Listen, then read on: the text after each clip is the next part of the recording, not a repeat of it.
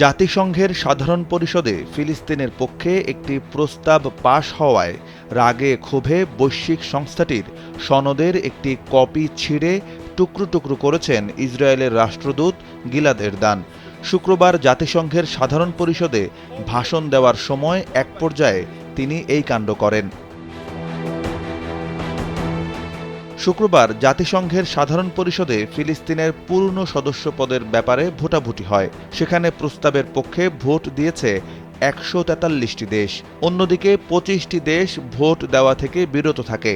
আর যুক্তরাষ্ট্র ও ইসরায়েল সহ ৯টি দেশ ওই প্রস্তাবের বিপক্ষে ভোট দেয়। ওয়ালটন ফ্রিজ কিনে অনেকের মতো আপনিও হয়ে যেতে পারেন মিলেনিয়াল।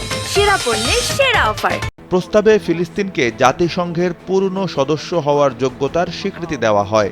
একই সঙ্গে গত মাসে মার্কিন ভেটোর কারণে ফিলিস্তিনের পূর্ণ সদস্যপদের আবেদন আটকে যাওয়ার বিষয়টি পুনর্বিবেচনা করতে নিরাপত্তা পরিষদের প্রতি আহ্বান জানানো হয়। তবে বিশ্বের অধিকাংশ দেশের ফিলিস্তিনপন্থী এই অবস্থান ভালোভাবে নেয়নি ইসরায়েল। দেশটির রাষ্ট্রদূত এরদান এই প্রস্তাবটিকে জাতিসংঘ সনদের স্পষ্ট লঙ্ঘন বলে অভিহিত করেছেন। জাতিসংঘ সনদ ছেড়ার সময় তিনি বলেন, সাধারণ পরিষদের সদস্যদের মুখের সামনে আমি আয়না ধরছি। এই দিনটি কলঙ্কময় হয়ে থাকবে।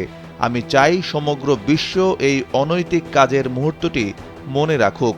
আজ আমি আপনাদের সামনে একটি আয়না ধরতে চাই, যাতে আপনারা দেখতে পারেন এই ধ্বংসাত্মক ভোটের মাধ্যমে আপনারা জাতিসংঘ সনদের কি ক্ষতি ডেকে আনলেন।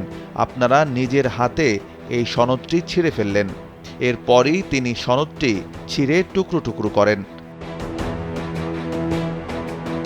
২০১১ সালে জাতিসংঘের পূর্ণ সদস্যপদ পেতে আবেদন করেছিল ফিলিস্তিন। সেই আবেদন এখনও পড়ে আছে।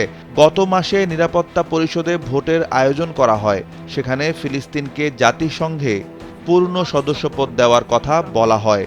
প্রস্তাবের পক্ষে ভোট দেয় ১৫ সদস্যের নিরাপত্তা পরিষদের ১২টি দেশ। ভোট দেওয়া থেকে বিরত থাকে যুক্তরাজ্য ও সুইজারল্যান্ড। কিন্তু শেষ পর্যন্ত যুক্তরাষ্ট্র প্রস্তাবে ভেটো দেওয়ায় তা আর পাশ হয়নি। পূর্ণ সদস্যপদের আবেদন আবারও সচল করার চেষ্টা করছে ফিলিস্তিন। সাধারণ পরিষদে গেল শুক্রবারের এই প্রস্তাব পাশ হওয়ায় কার্যকরভাবে তা ফিলিস্তিন রাষ্ট্রকেই স্বীকৃতি দেওয়া হলো। সাইফ বিন আইয়ুব, কালবেলা ডেস্ক।